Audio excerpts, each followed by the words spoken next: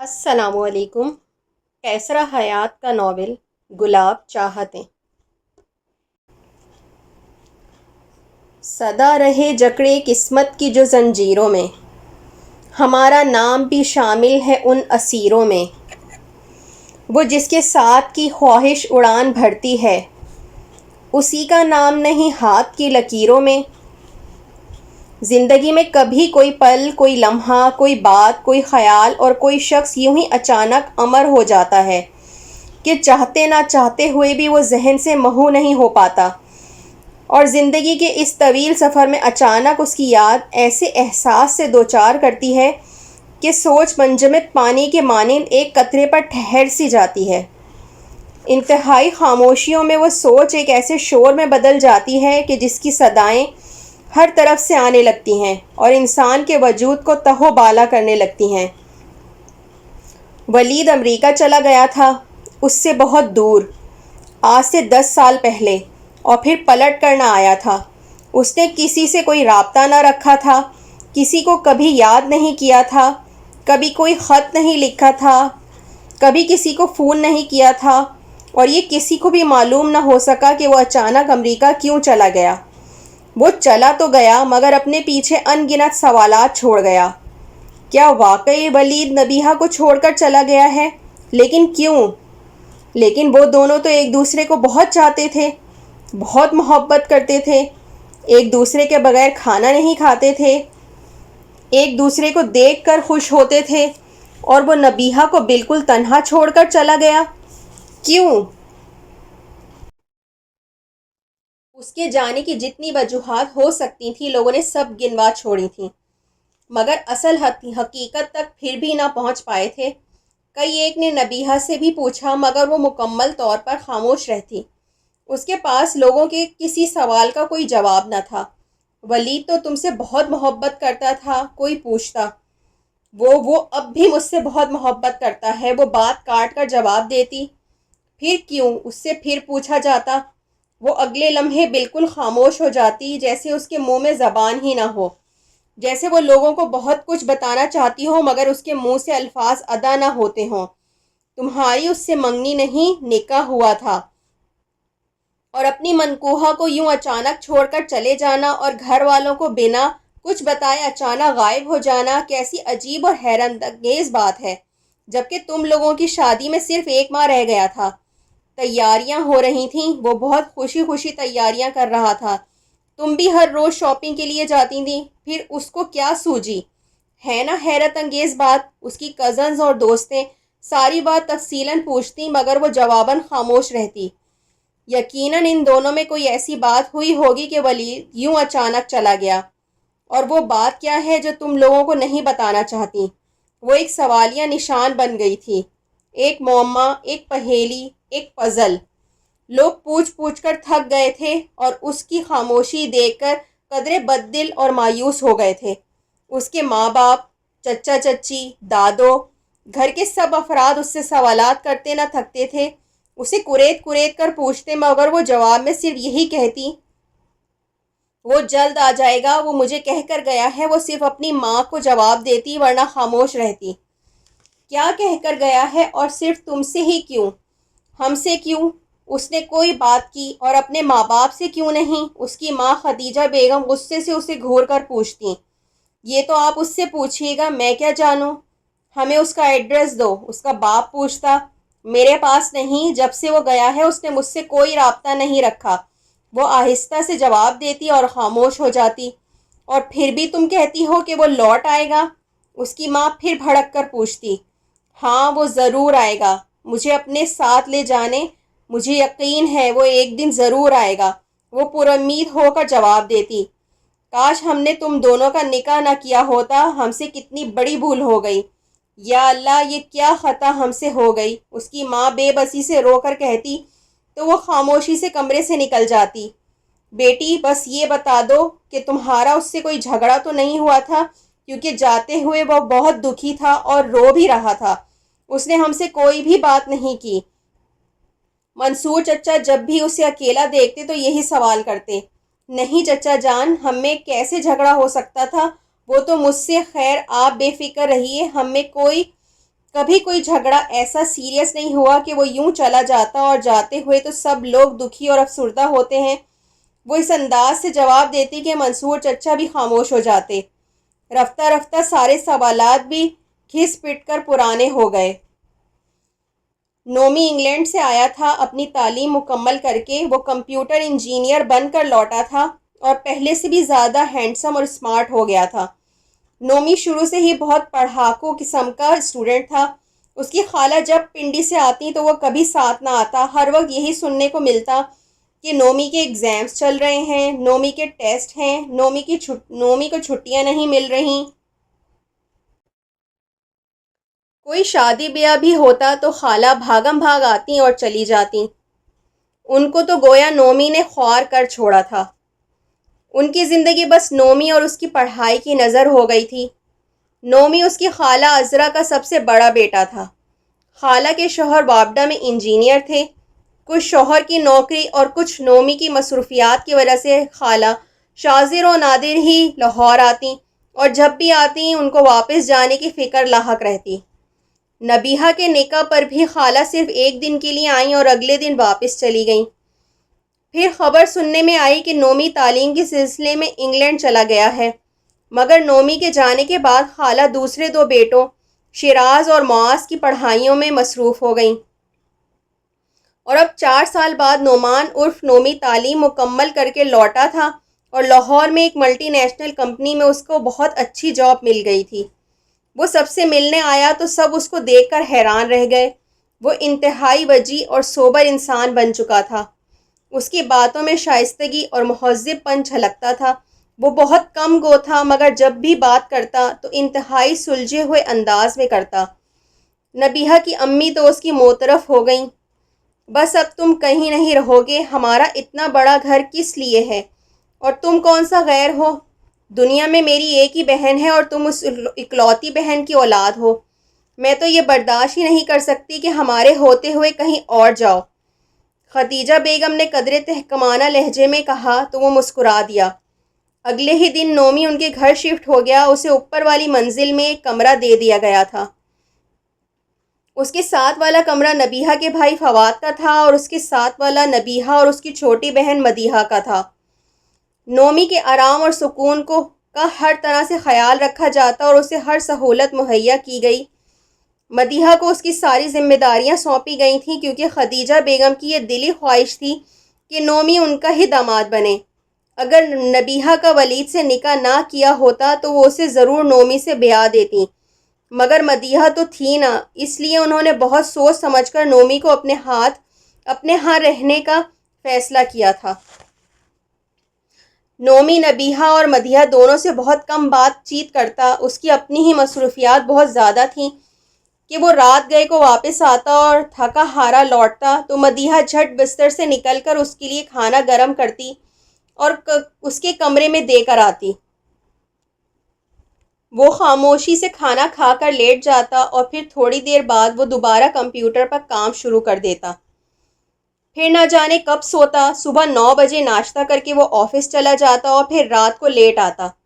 جمعے کی شام کو وہ پنڈی چلا جاتا اور اتوار کی شام کو لوٹ آتا۔ اتنی زیادہ مصروفیات میں وہ وقت ہی نہ نکال پاتا کہ کسی سے کھل کر بات چیت کرتا یا کسی سے مانوس ہو کر دوستی بڑھاتا۔ البتہ مدیحہ اس کے ذکر پر خود بخود ہی سرخ ہونے لگتی، اس کا نام سن کر شرمانے لگتی، اور نبیہہ بھی اس بات کو جان گئی تھی، اس لیے خواہ اسے تنگ کر کے خوش ہوتی۔ نبیہہ نے جب بھی کوئی کام اس سے نکلوانا ہوتا تو اسے کہتی، تمہیں نون کی خاطر۔ پہلے تو وہ نہ سمجھتی، پھر کھلکھلا کر ہنستی اور ہنستے ہوئے وہ کام کر دیتی۔ وہ آوارہ سی تتلیوں میں رہتا ہے کہ میرا دل مٹھیوں میں رہتا ہے، الاؤ بن کے دسمبر کی سرد راتوں میں تیرا خیال میرے دل میں رہتا ہے۔ رات کے 2 بج رہے تھے۔ سارا گھر گہری نیند سو رہا تھا۔ صرف نومی کے کمرے کی لائٹ آن تھی اور نبیہہ کو نیند نہیں آ رہی تھی۔ وہ بے قراری کی حالت میں لان کے چکر لگا رہی تھی۔ باہر شدید ٹھنڈ تھی، ہلکی ہلکی سی دھند بھی چھائی تھی اور ہر طرف گہرا سکوت تھا۔ اس سکوت میں وہ اپنے آپ سے کچھ پوچھنا چاہتی تھی، وہ سارے سوالات وہ ولید سے پوچھنا چاہتی تھی اور وہ ابھی تک اس کے لیے ادھورے تھے۔ آج 25 دسمبر تھی اور ولید کی سالگرہ کا دن تھا۔ یہ دن ہر سال کتنے اہتمام سے منایا جاتا تھا، سارا گھر اس کا گواہ تھا۔ ولید کو اپنی سالگرہ منانے کا بہت شوق تھا۔ وہ 24 تاریخ کو رات 12 بجے ہی تیاریاں شروع کر دیتا، اپنے کمرے کو ڈیکوریٹ کرتا، غبارے لگاتا، بچوں کے لیے رنگ برنگی ٹوپیاں لاتا، دیواروں کو رنگ برنگے کاغذوں اور فیتوں سے سجاتا۔ دوپہر کو ہی کیک آ جاتا۔ اس کی امی سارا دن کھانا بنانے میں مصروف رہتی اور نبیہہ نے جب سے ہوش سنبھالی تھی وہ بھی ان کے ساتھ اتنی ہی گرم جوشی سے وہ شام مناتی۔ سرے شام کیک کاٹا جاتا، سارے گھر کے لوگ جمع ہو کر یہ خوشی مناتے اور اس کے بعد وہ نبیہہ کے ساتھ کھانا کھانے چلا جاتا۔ ولید، تم اپنی یہ سالگرہ کب تک یوں ہی دھوم دھڑکے سے مناتے رہو گے؟ اب بس بھی کرو، 26 سال کے ہو گئے ہو۔ نبیہہ نے ہنسی دبا کر مصنوعی خفگی سے کہا، یار مجھ سے میری یہ خوشی مت چھینو، اور ویسے بھی تمہیں کیا تکلیف ہوتی ہے؟ یہ دن میرے لیے بہت اہم ہے کہ اس دن میں اپنے پورے وجود، اپنی مکمل شخصیت کے ساتھ اس دنیا میں آیا، بلکہ یوں کہو اللہ نے اس دنیا کو میری صورت میں اتنا زبردست تحفہ دیا۔ کیا یہ کم ہے؟ تم اس تحفے کی قدر نہ جانو تو وہ علیحدہ بات ہے، اور آئندہ مت کہنا کہ میں یہ دن نہ منانا چھوڑ دوں۔ یہ دن تو میں اپنے بچوں، پوتے پوتیوں کے ساتھ بھی منایا کروں گا، سمجھی تم؟ ولید اس کے جواب میں اتنی لمبی تقریر اسے سناتا کہ وہ سر تھام کر رہ جاتی اور اس کی باتیں سن کر زیر لب مسکراتی رہتی۔ زندگی میں میرے لیے 2 چیزیں ہی تو اہم ہیں، ایک تم اور ایک میری سالگرہ کا دن۔ اگر دونوں میں سے ایک بھی چھن گیا نا تو ولید زندہ نہیں رہے گا۔ یہ لو، آج کے دن تمہارے نام یہ گلاب کرتا ہوں۔ اس کی ہر پنکھڑی میں تمہارے لیے صرف چاہت ہی چاہت ہے۔ اس کو سنبھال کر رکھنا، اور جب بھی مجھ پر تمہارا اعتبار ڈاواڈول ہونے لگے تو اس گلاب کو دیکھنا، تمہیں میری چاہت پر یقین آ جائے گا۔ ولید نے سامنے رکھے بکے میں سے گلاب کے پھول کو اپنے ہونٹوں اور آنکھوں پر پھیر کر اسے پکڑایا۔ وہ مسکرانے لگی۔ اس کو سنبھال کر رکھ لینا، یہ پھول نہیں گلاب چاہتے ہیں جو کبھی نہیں مرجھائیں گی۔ وہ کھانا کھانے کے بعد خوب گھومتے، سرد یخ رات کو وہ دیر سے گھر لوٹتے، گھومتے پھرتے، کبھی یخ ٹھنڈی آئس کریمیں کھاتے، کبھی سوپ پیتے، کبھی کافی۔ نبیہہ کے لیے ایک ایک لمحہ چاہت اور محبت کا ہوتا۔ اب ہمیں شادی کر لینی چاہیے، نکاح کو بھی 3 سال ہو گئے ہیں، نبیہہ گھومتے ہوئے کہتی تو وہ چڑ جاتا۔ ابھی نہیں، نوکری پکی نہیں اور ذمہ داریاں بہت ہیں، وہ موٹر بائیک چلاتے ہوئے جواب دیتا۔ میں تم سے نوٹوں کے ہار تو نہیں مانگتی، نبیہہ مسکرا کر کہتی۔ مانگو گی، اور شادی کے اگلے روز ہی مانگو گی جب تم بیوی بن جاؤ گی۔ بیویاں لحاظ نہیں کرتی، ابھی تو تم کرٹسی دکھاتی ہو کیونکہ ابھی تم میری محبوبہ بھی ہو۔ محبوبائیں بیچاری تو سب کچھ قربان کرنے کو تیار ہوتی ہیں، بیویاں بنتے ہی ان کو حقوق یاد آنے لگتے ہیں۔ وہ مسکرا کر کہتا تو وہ کھلکھلا کر ہنس دیتی۔ تمہیں محبوباؤں کی قربانیوں کا بڑا تجربہ ہے، نبیہہ ذو معنی انداز میں پوچھتی۔ سچ بتاؤ، کیا تم میرے لیے سب کچھ نہیں کر سکتی؟ ولید مسکرا کر پوچھتا تو وہ جواباً مسکرا دیتی۔ ولید کی باتیں بہت یاد آتی تھیں اور اسے بہت رلاتی تھیں۔ وہ کہاں چلا گیا تھا، اچانک کہاں گم ہو گیا تھا، سب کچھ چھوڑ چھاڑ کر۔ اسے بھی 2 سال ہو گئے تھے اسے امریکہ گئے ہوئے، اور ان 2 سالوں میں اس کے ماں باپ کو ہر ماہ ایک مخصوص رقم منصور چچا کے اکاؤنٹ میں جمع ہو جاتی، اور کچھ بھی نہیں۔ نہ اس کا کوئی فون نمبر کسی کے پاس تھا، نہ ہی کسی قسم کا رابطہ۔ نبیہہ کو کبھی سلام بھی نہیں آتا، پیسے تو دور کی بات ہے۔ خدیجہ بیگم کبھی شکوہ کرتی تو وہ خاموشی سے سب کچھ سنتی اور کچھ نہ کہتی۔ وہ مسلسل لان میں چکر لگا رہی تھی، فضا میں خنکی کافی بڑھ چکی تھی۔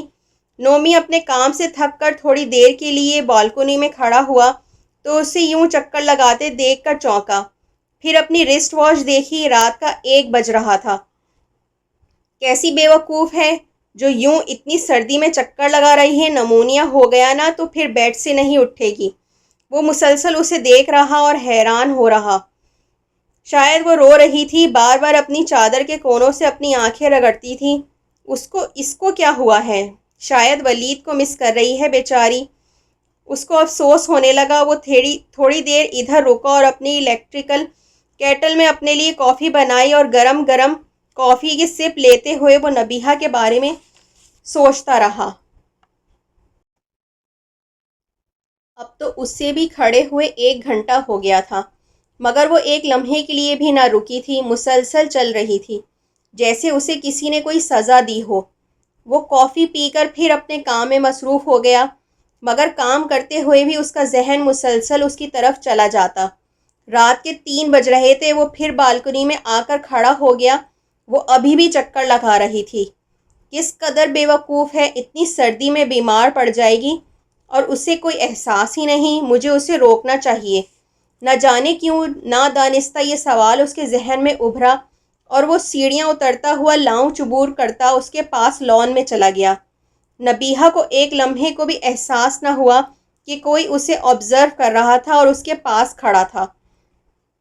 نبیہہ، اب بس بھی کرو، کیا تمہیں معلوم ہے کہ اس وقت کیا ٹائم ہوا ہے؟ نومی نے اچانک کہا تو نبیہہ نے اس کی طرف حیرت سے دیکھا۔ نبیہہ کی آنکھیں سرخ ہو رہی تھیں۔ کیا ہوا ہے اور تم کیوں رو رہی ہو؟ نومی نے اس کے قریب آ کر پوچھا۔ آپ پریشان نہ ہوں اور آرام کریں، میں بھی آ رہی ہوں، وہ آہستگی سے بولی۔ نہیں، تم میرے ساتھ اپنے کمرے میں چلو، اگر تمہیں ٹھنڈ لگ گئی تو معلوم ہے کیا ہوگا، وہ قدرے تحکمانہ لہجے میں بولا۔ نبیہہ نے ایک ٹک اس کی طرف دیکھا۔ میں پھر بھی نہیں مروں گی، وہ زخمی مسکراہٹ سے بولی۔ یہ تم کیسی باتیں کر رہی ہو؟ نومی نے حیرت سے پوچھا۔ اس لیے کہ کچھ لوگ، اس نے بے بسی سے اس کی طرف دیکھا اور جان بوجھ کر جملہ ادھورا چھوڑ دیا اور خاموشی سے سیڑھیاں چڑھتی ہوئی اپنے کمرے میں داخل ہو گئی۔ مدیحہ گہری نیند سو رہی تھی۔ ہر 25 دسمبر کو کتنی گہما گہمی ہوتی تھی اور اتنے ہلے گلے سے برتھ ڈے منانے والوں کو آج یہ دن بالکل بھی اہم نہ لگا۔ بس مدیحہ اور فواد نے صبح اٹھ کر اسے وش کیا کہ آج ولید کی برتھ ڈے ہے، یا پھر ولید کے ماں باپ کو بس ایک یاد آئی۔ ہاں، آج کے دن کو وہ بہت اہتمام سے مناتا تھا اور بس پھر کسی نے اسے یاد نہ کیا۔ کیا چلے جانے والوں کو اتنی آسانی سے بھلا دیا جاتا ہے، جیسے وہ کبھی اس دنیا کا حصہ نہ رہے ہوں، کبھی انہوں نے کسی کی زندگی میں کوئی کردار نہ ادا کیا ہو؟ کتنے کٹھور ہوتے ہیں لوگ اور کتنے بے وفا ہے یہ دنیا۔ وہ تھا تو سب اس کے ساتھ یوں کہے لگاتے تھے جیسے اس کے بغیر سب کی زندگیاں ادھوری ہیں۔ کبھی وہ اتنا لازم و ملزوم تھا کہ اس کے بغیر سانسیں بھی ادھوری لگتی تھیں۔ وہ گھر بھر کا لاڈلا اور چہیتا سمجھا جاتا تھا اور اسے گئے ہوئے 2 سال ہو گئے تھے۔ اب وہ رفتہ رفتہ ذہنوں سے بھی محو ہوتا جا رہا تھا، مگر وہ کیوں کر اسے بھلا پاتی جو اس کی روح میں بسا تھا، جس کا دل اس کے نام پر دھڑکتا تھا اور جس نے اپنی زندگی اس کے نام لکھ دی تھی۔ جب سوتی تھی تو اس کے خیالات ذہن میں ہوتے تھے، آنکھیں بند کرتی تو وہ خوابوں میں ساتھ ساتھ رہتا۔ صبح آنکھیں بیدار کرتی تو ذہن میں پہلا خیال ہی اس کا ہوتا تھا۔ لوگ کہتے تھے اسے گئے ہوئے 2 سال ہو گئے ہیں، لیکن اسے یوں محسوس ہوتا جیسے وہ ابھی اس کے پاس تھا، ابھی ادھر تھا، ابھی وہ اس سے باتیں کر رہی تھی، وہ ابھی اس کے بارے میں سوچ رہی تھی، ابھی اس سے مشورہ کر رہی تھی، ابھی اسے دن بھر کی باتیں سنا رہی تھی، ابھی اس سے شکوے کر رہی تھی، ابھی اس سے جھگڑ رہی تھی، وہ اسے منا رہا تھا، ابھی تو وہ یہیں تھا، اس کے آس پاس تھا۔ پھر کیسے کہیں جا سکتا ہے؟ کسی کو غلط فہمی ہوئی ہے، وہ تو اس سے کبھی دور گیا ہی نہیں۔ اسے شدید ٹھنڈ لگ رہی تھی اور یہ راز صرف نومی جانتا تھا کہ اسے کیوں ٹھنڈ لگی تھی۔ اس کی طبیعت اتنی خراب ہو گئی تھی کہ اسے ہسپتال لے جانا، اور 2 دن وہ ہسپتال میں رہی۔ نومی کو جب معلوم ہوا تو وہ اسے ہسپتال دیکھنے گیا۔ میں نے کہا تھا نا ٹھنڈ لگ جائے گی، مگر تمہیں تو اس وقت کوئی پرواہ ہی نہیں تھی، کیوں اپنی جان کی دشمن ہو گئی ہو؟ اب کسے تکلیف ہے؟ تم کیوں ایسا کرتی ہو؟ نومی نے اس کے پاس بیٹھ کر نرمی سے ڈانٹتے ہوئے کہا۔ میرے پاس آپ کے کسی بات کا کوئی جواب نہیں، وہ آہستہ سے بولی۔ کیا تم ولید سے بہت محبت کرتی تھیں؟ اچانک نومی کے منہ سے نکلا تو اس نے حیرت سے اس کی طرف دیکھا۔ کرتی تھی کیا مطلب؟ میں ابھی بھی اس سے بہت محبت کرتی ہوں، وہ قدرے پرجوش انداز میں بولی۔ اور وہ؟ نومی نے پھر پوچھا۔ وہ کیوں نہیں مجھ سے محبت کرے گا؟ میں اس کی بیوی ہوں، ہمارا نکاح ہو چکا ہے، وہ اٹک اٹک کر بولی۔ لیکن وہ تمہیں ساتھ کیوں نہیں لے کر گیا، یا پھر خود کیوں نہیں آ جاتا؟ نومی نے پھر پوچھا۔ وہ آ جائے گا، مجھے یقین ہے، وہ آہستہ سے بولی۔ کل ولید کی سالگرہ تھی، اس لیے تم لون کے چکر لگا رہی تھی، اسے یاد کر کے رو رہی تھی؟ نومی نے اس کی طرف بغور دیکھتے ہوئے پوچھا۔ اس کی آنکھوں میں ان گنت سوالات تھے۔ ہاں، میں اسے بہت مس کر رہی تھی۔ اور نبیہہ کی آنکھوں سے آنسو ابل پڑے۔ اسی لمحے خدیجہ بیگم کمرے میں آ گئیں۔ نومی کو دیکھ کر چونکی۔ تم کب آئے؟ خدیجہ بیگم نے پوچھا۔ ابھی آیا ہوں، فواد نے فون پر بتایا تھا کہ نبیہہ ہسپتال میں ایڈمٹ ہے، اس لیے ادھر ہی آ گیا، وہ آہستہ سے بولا۔ ہاں، پتہ نہیں کیسے اسے ٹھنڈ لگ گئی، میں ڈاکٹر کے پاس گئی تھی، ڈاکٹر بتا رہا تھا کہ اسے ڈبل نمونیا ہو گیا ہے۔ یہ لڑکی ایک تو کسی کی بات نہیں سنتی، اپنی مناتی ہے۔ خیر تم بیٹھو، میں تمہیں چائے ڈال کر دیتی ہوں، ابھی کینٹین سے منگوائی ہے۔ خدیجہ بیگم نے ایک کپ میں ڈال کر اسے دی۔ وہ خاموشی سے چائے پینے لگا اور پھر خدا حافظ کہہ کر چلا گیا۔ وہ آنکھیں کھولے چھت کو مسلسل گھورتی رہی۔ تمہاری خاطر، صرف تمہاری خاطر، میں کس اور کتنی تکلیفیں اٹھاؤں گی، اور تمہیں میری ذرا بھی پرواہ نہیں۔ کب آؤ گے تم؟ اور میں کب تمہارے ساتھ مل کر تمہاری سالگرہ مناؤں گی؟ جلدی آ جاؤ پلیز۔ اس کی آنکھوں سے پھر آنسو نکل پڑے۔ اب کیا ہو گیا؟ کیوں رو رہی ہو؟ کچھ نہیں ہوگا، ڈاکٹر کہہ رہا تھا جلد ٹھیک ہو جاؤ گی، اب رونا کیسا؟ خدیجہ بیگم نے قدرے منہ بنا کر کہا، اور وہ خاموش رہی۔ سارے گھر والے باری باری اسے ہسپتال آ کر ملتے رہے۔ منصور چچا، خالدہ چچی، تہمینہ، فواد، مدیحہ، مگر اس کی خبر نہ آئی جس کی وہ منتظر تھی۔ وہ ٹھیک ہو کر گھر آ گئی، مگر نومی کی نظروں کا وہ محور ہو گئی تھی۔ جب بھی وہ گھر میں آتا اور جیسے ہی وہ نظر آتی تو اس سے بات چیت کرتا، مدیحہ کو وہ کوئی اہمیت نہ دیتا اور مدیحہ اس کی سوچوں میں گم رہتی۔ وہ جس کی یاد میں گویا زندگی نوحہ سرائی ہے، اسے کہنا کہ بھیگی جنوری پھر لوٹ آئی ہے۔ نبیہہ اسٹڈی روم میں آتش دان کے سامنے بیٹھے کتاب پڑھنے میں مصروف تھی۔ کتاب میں لکھا ایک جملہ اس کے ذہن میں کانٹے کی طرح چبھ سا گیا تھا۔ محبت ایسا الاؤ ہے جس میں دل مسلسل جل رہا ہوتا ہے، روح تڑپ رہی ہوتی ہے، مگر بدن سلامت رہتا ہے، چاق و چوبند، صحت مند۔ وہ اسی لائن کو مسلسل پڑھتی رہی اور پھر کتاب بند کر کے سائڈ پر رکھ دی۔ سر گھٹنوں میں دے کر گہری سوچ میں ڈوب گئی۔ 2 سال سے وہ جس کرائسس سے گزر رہی تھی، یہ صرف وہ اور اس کا دل، اس کی روح، اس کا خدا جانتا تھا، مگر ظاہری طور پر وہ نازک اندام حسن و جمال کا پیکر تھی۔ کوئی بھی محسوس نہ کر پاتا تھا کہ وہ ولید کی جدائی میں کس طرح تڑپتی ہے۔ کسی کو کانوں کان خبر نہ ہوتی کہ اس کے اندر کیا کچھ ہوتا رہتا ہے۔ مدیحہ اس کے پاس آئی اور اسے دیکھتی رہی۔ آپی، وہ بے خبر رہی۔ آپ کن سوچوں میں گم رہتی ہیں؟ کیا ہو گیا ہے آپ کو؟ مدیحہ اس کے پاس آ کر بیٹھتے ہوئے بولی۔ ہاں بولو، کیا بات ہے؟ وہ ایک دم چونک کر بولی۔ آپی، میرے کالج میں کل فنکشن ہے اور میں نے ایک ڈرامے میں حصہ لیا ہے۔ آپ اور وہ کہتے کہتے رکی۔ اور کیا؟ نبیہہ نے معنی خیز انداز میں پوچھا۔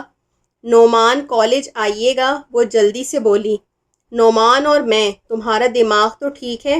وہ رات گئے لوٹتا ہے اور تم اسے کالج انوائٹ کر رہی ہو؟ نبیہہ نے حیرت سے پوچھا۔ وہ آپ سے کچھ فرینک ہیں، اس لیے کہہ رہی ہوں، آپ بات کر کے تو دیکھیں، پلیز میری خاطر انہیں کہیے۔ مدیحہ نے اس قدر ملتجائی انداز میں کہا تو وہ خاموش ہو گئی۔ اچھا، بات کروں گی، وہ لاپرواہی سے بولی۔ کروں گی نہیں، میں انہیں آپ کے پاس یہاں بھیجتی ہوں، مدیحہ بے صبری سے بولی۔ کیا وہ آفس سے آ گیا ہے؟ نبیہہ نے پوچھا۔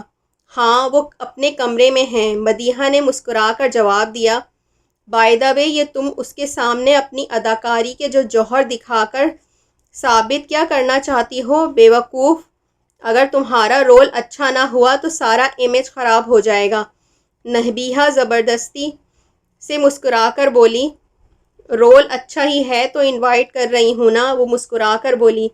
کیا رول ہے؟ نبیہہ نے مسکرا کر پوچھا۔ ملکہ نور جہاں کا، وہ مسکرا کر بولی۔ پھر تو تم ڈیزرو کرتی ہو کہ تمہیں دیکھنے آ جائے۔ نبیہہ نے ہنس کر کہا۔ میں ان کو بھیجتی ہوں، پھر چائے لے کر آؤں گی۔ مدیحہ خوشی سے باہر نکل گئی۔ کس قدر بے وقوف ہے، کیسے کیسے خواب آنکھوں میں سجا رہی ہے۔ یا اللہ اس کی حفاظت کرنا، ورنہ کہیں میری طرح ان خوابوں کی چبھن سے دکھی نہ ہوتی رہے۔ اس کے دل سے مدیحہ کے لیے دعا نکلی۔ تم نے مجھے بلایا ہے؟ نومی نے دروازے پر ہلکی سی دستک دے کر پوچھا۔ ہاں آئیے بیٹھیے۔ نبیہہ نے آتش دان کے پاس رکھے فلور کشن کی طرف اشارہ کیا۔ یہ روم تو اچھا خاصا کوزی ہے، ورنہ باہر تو بارش ہو رہی ہے اور بہت ٹھنڈ بھی ہے۔ نومی اپنی جیکٹ کی جیبوں سے ہاتھ نکال کر آنکھ کے سامنے انہیں تپاتے ہوئے بولا۔ ہاں، وہ آہ بھر کر بولی۔ آپ اب کیسی طبیعت ہے؟ نومی نے پوچھا۔ ٹھیک ہوں اور نہیں بھی، وہ آہستہ سے بولی۔ نہیں بھی کیا مطلب؟ نومی نے چونک کر پوچھا۔ اس کتاب میں ایک جملے نے اداس اور دکھی کر دیا ہے۔ اس نے کتاب کا صفحہ کھول کر اسے دکھایا۔ نومی وہ جملہ پڑھنے لگا اور پھر اداس آنکھوں سے اسے دیکھنے لگا۔ تم کب تک اس آگ میں جلتی رہو گی؟ اس حصار سے باہر کیوں نہیں نکلتی؟ نومی نے کہا۔ کیا تم نے کبھی کسی سے محبت کی ہے؟ نبیہہ نے اچانک سوال کیا۔ نہیں، اس نے آہستہ سے جواب دیا۔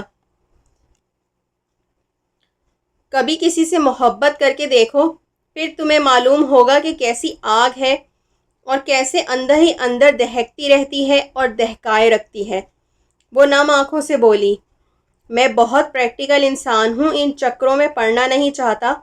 محبت نہیں، شادی کروں گا، وہ بھی وہاں جہاں امی طے کریں گی، اور بس زندگی اس کے ساتھ گزار دوں گا ہنسی خوشی۔ اس نے مثبت انداز میں جواب دیا۔ خدا کرے ایسا ہی ہو۔ جو جیسا چاہتا ہے اور جس کو چاہتا ہے وہ اسے ملے، وہ آہ بھر کر بولی۔